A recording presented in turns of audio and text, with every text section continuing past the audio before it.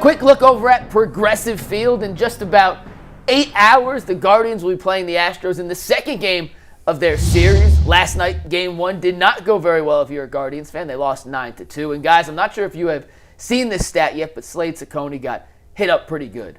And this season, the Guardians are 0-5 in games in which Slade Cecconi has started. They are 13-6 in games started by anyone else. So I don't know what's going on in these Slade starts. They need to pair Slade with Austin Hedges because they're 8-0 in Austin Hedges starts.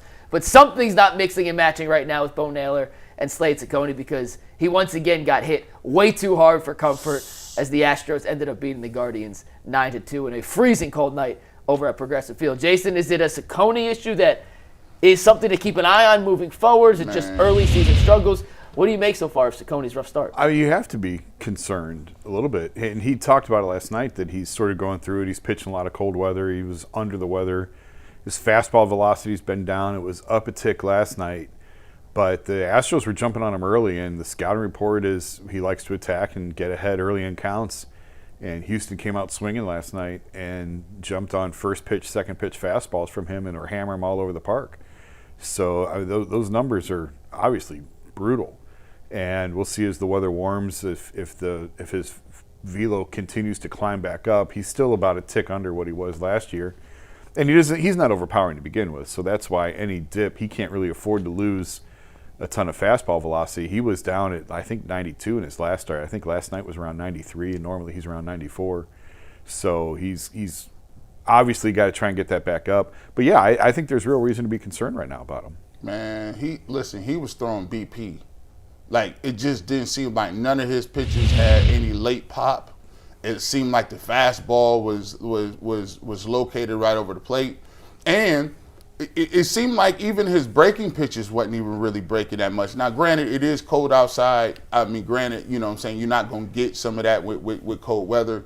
But, listen, they were hitting the ball hard everywhere. Like, they were smoking the ball to all sides of the field. It seems like they came up with a game plan, and they were not fooled on a lot of these pitches. They came up there looking to drive the baseball, not looking to let this dude get ahead in the count.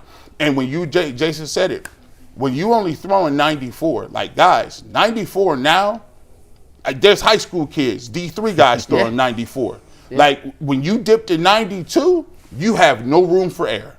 And so you saw it a little bit yesterday. I mean, it was tough. I was looking around like, dang, when they was hitting the ball so tough, I was like, Vogt, you going to keep leaving them out there? Like, because that rally was getting nasty. And the Guardians' offense was not very good yesterday. No. And we've given them the kind of excuse of it's cold, it's still earlier in the season. Well, the Astros didn't look cold yesterday, and they're from Houston. It's been a lot warmer in Houston. They're making a bigger adjustments to last night's temperatures than Cleveland was, and their offense looked perfectly fine, teeing up ball after ball against Slade.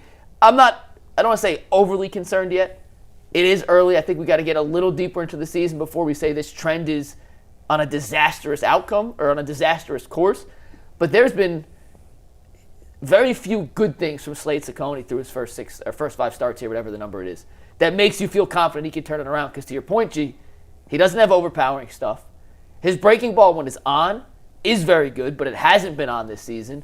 And if you're not going to overpower guys with your velo, and your spin rate's not through the roof, and your whiff rate is in the lower third of Major League Baseball, when you face good lineups, if you're not pinpoint accurate, to your point, it's almost like batting practice. And the Astros lineup isn't a murderer's row of who's who. It's not bad, but it ain't the Dodgers. It ain't the Yankees. And last night was another game where you sit back and go, I don't love what I saw from the guy that Guards got back from Bo Naylor. Right? I mean, not for Josh Taylor, excuse me. Hey, listen, between him and Bibee, I'm going to be honest with you. You be watching these games, and Bibee's issues is he gets into trouble where he's walking guys. You take a look at Cecconi, this dude, if he does not have good stuff, if he's not going to blow it by people, and he does not have good locations, he's in trouble. Now, good thing we have Messick and Gavin Williams is pitching well. And Quintillo's been pitching well. Quintillo, besides last start, has been pitching well. But even the bullpen, I'm going to keep it real. I'm a little queasy when the bullpen show up because, like, they have not been 1, 2, 3 lights out. Now, it's good to see K. Smith get a save the other day. But they have not been 1, 2, 3. They've given up home runs. Gaddis gives up some stuff, too. So I don't know. Usually that's the strong suit of what they're doing so far, but maybe it is the weather, Jason. We'll see. It could be. Rocchio's played well. I want to give flowers to Brian Rocchio real quick. He had another 3-for-3 performance yesterday. His batting average up to 286. He leads the team in RBIs. He has an OPS higher than Chase DeLauter right now. And Jason, I had a question about DeLauter, who started off the season scorching hot, has since been in a free fall. There's always going to be ups and downs in a rookie season, in really any MLB season. No one's great consistently game 1 to game 162. But I don't want to say is the book out on Chase, but this has now been 2.5, 3 weeks where he's looked like a completely different hitter than the start of the season. It's the scouting reports out, so that's all. And now he's got to figure out how pitchers are attacking him, and he's got to make the adjustments off it. I think he'll be okay.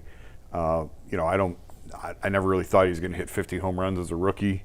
They're the whatever nutty pace he was on. If he settles in to be a 255, 260 hitter with 25, 28 home runs, I'll take it. Damn good rookie season. Yeah. I mean, he hit one hard the other day. Is just right at somebody. So that that kind of sucks a little bit because you hope that some of those can find a gap. Kind of like Rocchio right now. Rocchio seems to be he hit one down the right field line, found the line. He hit a couple of balls up the middle, and he just seemed to be finding some land. Now, Mr. Brito, we're going to have to figure out what's up with him at second base in this. What are your thoughts? Because the Guardians, I laughed with Jay the other day. I said, listen, there's one thing the Guardians do not accept. You can strike out all you want. You can look nasty at the plate. But you start making errors. Better play well in the field. They're not going to play with you. That's the staple. Well, Brito's not a defensive web gem out there. His bat is what got him to the majors. It's not his glove. And, right now with Arias out and Bizana, he's hitting better. He's hitting better, but they're not necessarily just going to look at his surface level numbers.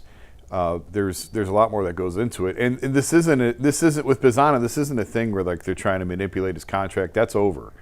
He has to continue to hit and put up good at bats, and they're looking at how hard he's hitting the ball, stuff like that. And it's not just what is his batting average in AAA.